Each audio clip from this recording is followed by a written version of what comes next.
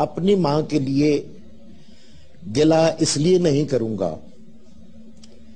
कि ये हक मां को खुदा ने भी नहीं दिया। किसी मां से किसी ने पूछा था कि अगर आपके कदमों तले जो जन्नत है उसके बदले में कोई और चीज मांगने का इख्तियार मिल जाए तो आप क्या मांगेंगी? उस मां ने जवाब दिया था कि अगर मुझे ये इख्तियार मिल जाए तो खुदा से मैं अपनी औलाद की किस्मत लिखने का अपने हाथों ये हक मांगूंगी।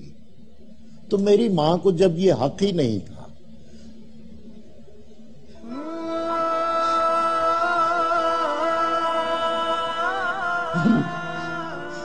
मां ने बहुत मोहब्बत दी,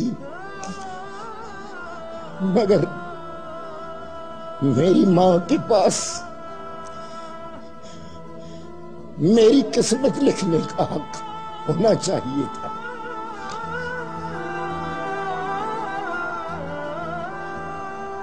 मेरी किस्मत में मुशक्कत ही मुशक्कत लिखी गई।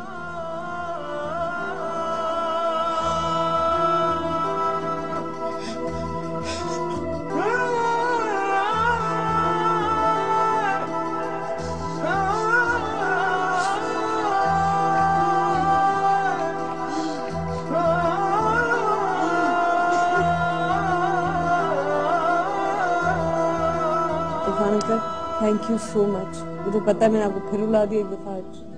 शुक्रिया। इसके लिए मुझे माफ करें आप।